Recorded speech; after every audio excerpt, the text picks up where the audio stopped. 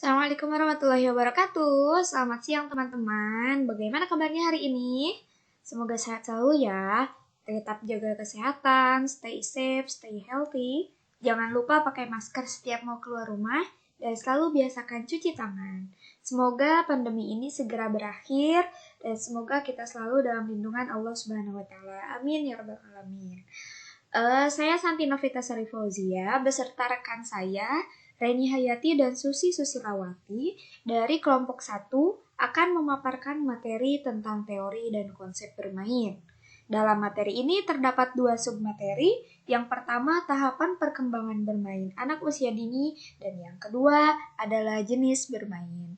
Selamat mendengarkan dan menyaksikan. Oke, selanjutnya kita masuk ke submateri yang pertama, yaitu tentang tahapan perkembangan bermain anak usia dini. Masa kanak-kanak sering disebut sebagai masa bermain. Pada masa ini, anak sangat menyukai permainan yang menggunakan alat permainan. Sejalan dengan pertambahan usianya, anak secara perlahan-lahan akan meninggalkan permainan yang menggunakan alat permainan. Anak akan beranjak menuju permainan yang tidak menggunakan mainan. Namun, ia tetap berada pada masa bermain dan menyukai kegiatan yang bersifat bermain. Dengan demikian, kegiatan bermain anak akan melalui tahap-tahap perkembangan berbeda sejalan dengan usianya.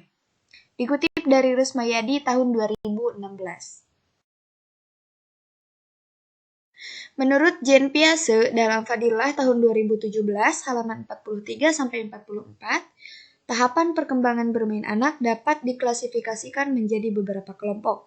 Yang pertama, sensori motor. Tahap ini terjadi pada anak usia 0-2 tahun. Pada tahap ini, bermain anak lebih mengandalkan indera dan gerak-gerakan tubuhnya. Untuk itu, pada usia ini, mainan yang tepat untuk anak ialah yang dapat merangsang panca inderanya. Misalnya mainan yang berwarna cerah, memiliki banyak bentuk dan tekstur, serta mainan yang tidak mudah tertelan oleh anak. Yang kedua ada praoperasional. Tahap ini terjadi pada anak usia 2-7 tahun.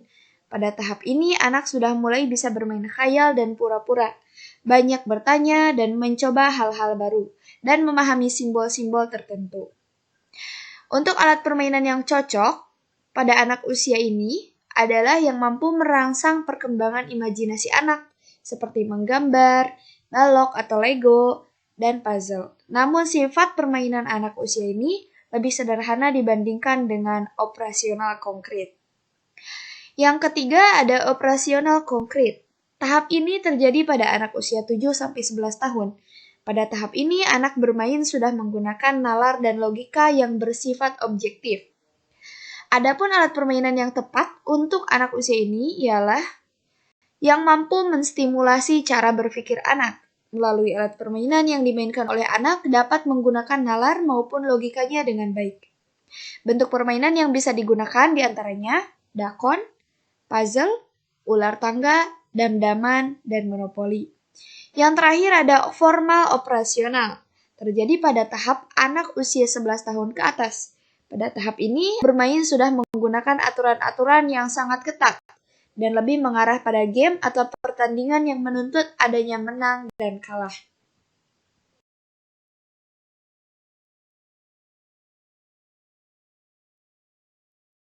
Sampai sini ada pertanyaan? Kalau misalnya ada, ditampung dulu ya. Nanti kita buka sesi pertanyaan. Selanjutnya, ada tahapan perkembangan bermain anak usia dini menurut Mildred Parton dalam Rusmayadi tahun 2016. Terdapat 6 tahap. Yang pertama adalah unoccupied behavior atau gerakan kosong. Pada tahap ini, anak bermain dengan mengamati kejadian sekitarnya yang menarik perhatian. Namun, jika tidak ada yang menarik perhatian, maka anak akan menyibukkan dirinya sendiri dengan berbagai hal, seperti menggerakkan dan mengamati jari tangannya atau kakinya sendiri. Yang kedua ada onlooker behavior atau tingkah laku pengamat. Anak akan memperhatikan anak lain yang sedang melakukan suatu kegiatan atau sedang bermain.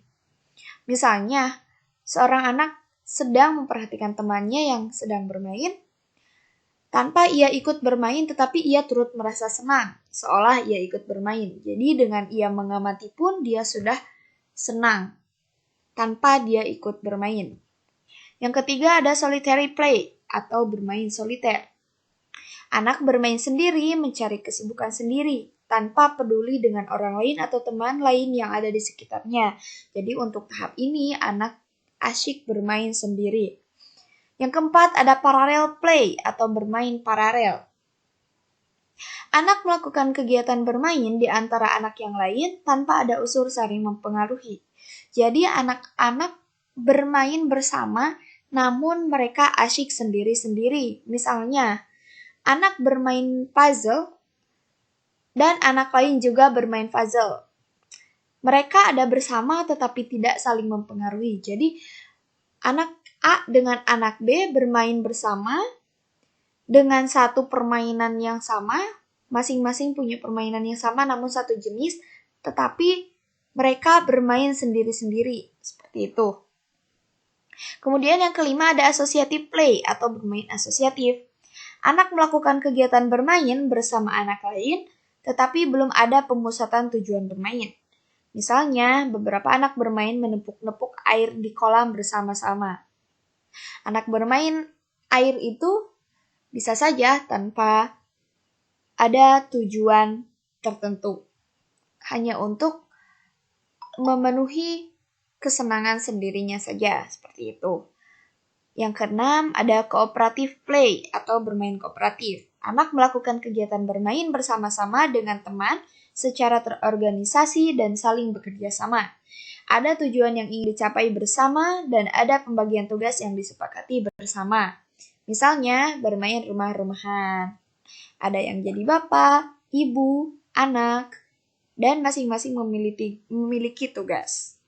Seperti itu, teman-teman. Tahap perkembangan bermain yang dikemukakan oleh Mildred Pearson ini lebih menekankan pada aspek sosialisasi anak dalam bermain.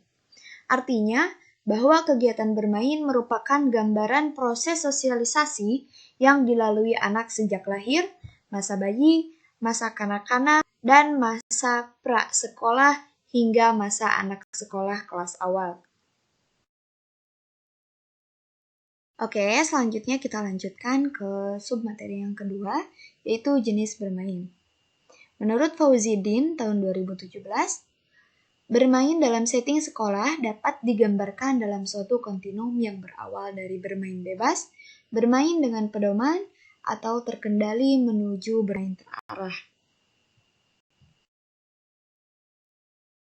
Menurut Fauzi-Din tahun 2017, jenis bermain dapat dibedakan menjadi 3. Yang pertama ada free play atau bermain bebas. Dapat didefinisikan sebagai aktivitas bermain di mana anak-anak memiliki kebebasan dalam memilih berbagai benda atau alat permainan yang tersedia. Dan mereka dapat memilih bagaimana menggunakan material atau bermain alat tersebut. Jadi pada jenis bermain ini, anak diberi kebebasan seluas-luasnya dalam memilih dan memainkan alat permainan yang disukainya. Jenis bermain yang kedua adalah guided play atau bermain terpimpin.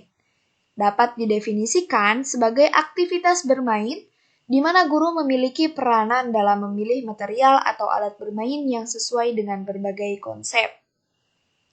Misalnya, apabila tujuan pembelajaran adalah mengelompokkan benda-benda yang besar atau kecil, maka guru akan menyediakan beberapa benda yang dapat dikelompokkan sesuai dengan tujuan pembelajaran. Jadi, pada jenis bermain ini, guru yang memilih alat permainannya. Dan yang terakhir, ada directed play atau bermain terarah. Bermain terarah adalah aktivitas bermain di mana guru meminta atau memerintahkan anak-anak dalam rangka bagaimana menyelesaikan tugas-tugas khusus. Contohnya, misalnya bernyanyi, bermain jari, dan bermain lingkaran. Jadi pada bermain terarah ini, anak bermain sesuai yang diberikan oleh gurunya. Itu saja materi yang dapat kami sampaikan. Mohon maaf masih banyak kekurangan dan semoga teman-teman semua tidak puas akan materi yang telah kami sampaikan.